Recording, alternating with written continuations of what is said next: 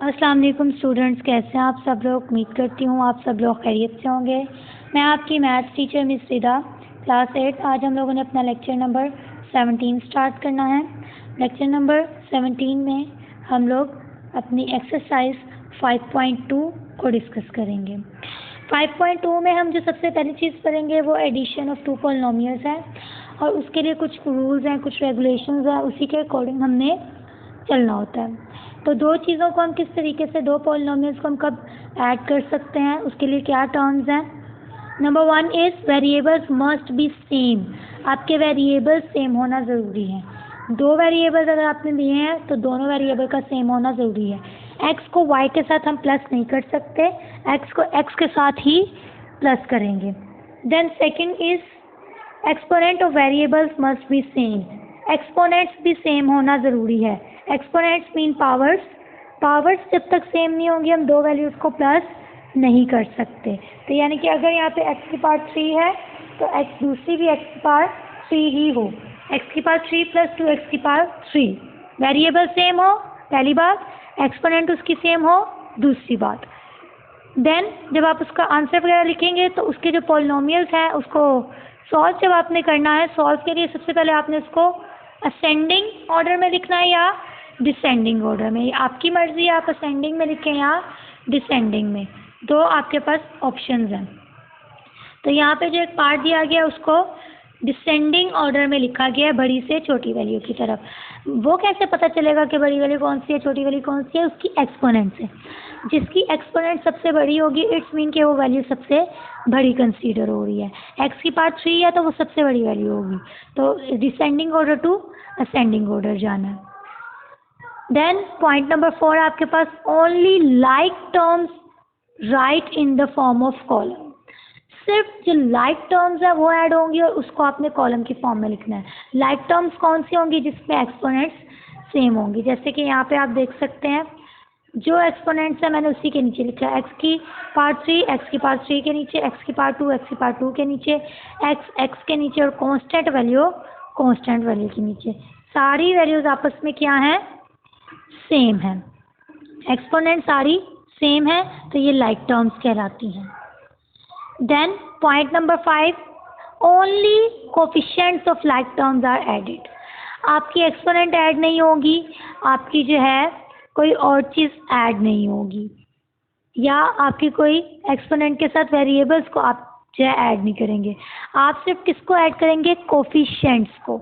आपने कोफिशिएंट्स को ऐड करना होता है। कोफिशिएंट कौन से होते हैं? जो वेरिएबल के साथ वैल्यूज़ होती हैं। कोफिशिएंट और कांस्टेंट्स को ऐड करेंगे।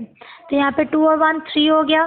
4 में से प्लस माइनस माइनस, 4 में से 1 गए 3x और x स्क्वायर, और प्लस प्लस प्लस 1 और 2 कितने हो गए?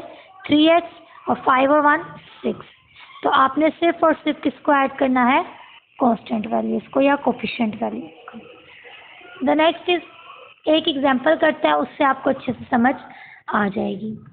अब यहाँ पे एग्जांपल में हम लोग वैल्यू लेते हैं 3x cube plus 5x square minus 4x, x cube minus 6x plus 3x square and 6 minus x square minus x। 3x cube 5x square minus 4x तो आपने लिख दिया। देन x क्यूब के नीचे x क्यूब की value, 3x cube के नीचे आपके पास x क्यूब वाली वैल्यू ही आएगी। देन आपने जब ये वैल्यू लिख ली उसके बाद आप देख सकते हैं कि आपके पास जो सेकंड वैल्यू है वो 5x स्क्वायर है, तो 5x स्क्वायर के नीचे 5x स्क्वायर ही आएगा। उसके बाद x की जगह कोई वैल्यू नहीं है तो कुछ भी नहीं आएगा, ये स्पेस खाली होगी आपके पास। ठीक है, ये ग्रीन पॉइंटर से मैंने इसलिए शो किया है ताकि आपको पता लग जाए कि इसको लिखना नहीं है, जस्ट आपके पास खाली स्पेस शो होगी। देन उसके बाद है आपके पास माइनस सिक्स आपने लिख देना है। अब यहाँ पे आप देखें आपके पास पहले क्या वैल्यू दी गई है? X cube minus 6 plus 3x square, लेकिन यहाँ पे मैंने पहले एक्स क्यूब लिखा फिर एक्स स्क्वायर लिखा, तो एक्स स्क्वायर के साथ जो भी साइन होगा वो आपने पहले लिखना है। और माइनस 6x था तो मैंने माइनस 6x एंड पे लिखा।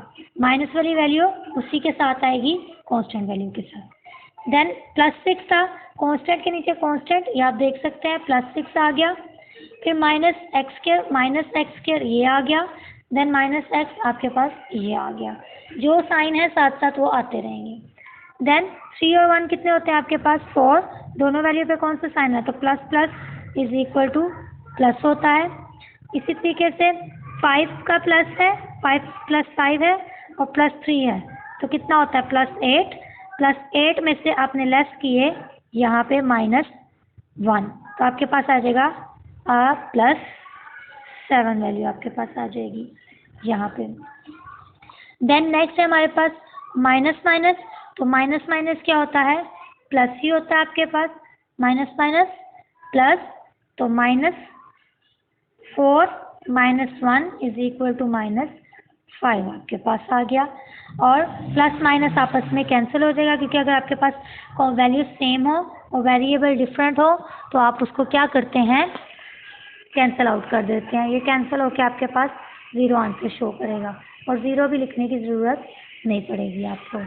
देन अब आते हैं हम अपने क्वेश्चन की तरफ। क्वेश्चन है हमारे पास a³ -2x 2a² plus b³ then 4a³ plus 2ab² plus 2a² next 2b² b³ minus 5a³ minus 4a²। अच्छा, जब हम इसको अल्फ़ाबेटिकली अरेंज करेंगे तो ख्याल रखना है कि सबसे पहले वैल्यू हो a³ की, देन a² की और b भी आ सकता है साथ, फिर ab² की, देन b³। ठीक है, तो इसको इसी तरीके से अरेंज करना है। पहले a³ की वैल्यू, फिर ab³ की वैल्यू आ गई हमारे पास और देन b³ की वैल्यू। अब यहाँ पे हमारे पास जो सेकंड वैल्यू है ये वाली, उसको जब अरेंज करेंगे तो हम कुछ इस तरीके से अरेंज करेंगे कि हम लोग लिखेंगे a³ को a³ के नीचे, उसके बाद 6a² है 6a² को 6a² के नीचे, देन आपके पास बच गया 2ab³। ऊपर वाली वैल्यू पे 2ab³ नहीं था तो हम इसके नीचे नहीं लिख सकते क्योंकि यहाँ पे b³ है, तो हम इसको कहाँ लिखेंगे साइड पे। अगर कोई वैल्यू आपको लग रहा है कि वो नहीं आ रही इसमें तो हम उसको कहाँ लिखते हैं साइड पे। तो यहाँ पे मैंने 2ab² साइड पे लिख दिया। देन थर्ड वैल्यू पहले -5a³ आएगा, ये लिख दिया। देन -4a² भी आएगा। आप देख सकते हैं वेरिएबल तीनों के डिफरेंट है, सेम है, वेरिएबल सेम है, पावर सेम है, तो वेरिएबल के नीचे वेरिएबल और उसकी पावर भी सेम हो। देन आप जब इसको करेंगे तो आपके पास लास्ट जो है b³ आ जाएगा 2b³ और उसके बाद नीचे उसके नीचे कोई वैल्यू नहीं है तो वो कोई भी वैल्यू शो नहीं करेगा। अब इसको सॉल्व करेंगे, यहाँ पे आप देख सकते हैं प्लस प्लस प्लस है, 4 और 1 कितना होता है 5, 5a³ माइनस 5a³ आपका कैंसिल हो जाएगा, ये ख़त्म हो जाएगी वैल्यू। देन आपके पास जो नेक्स्ट वैल्यू है वो है -2a² b plus 4a² b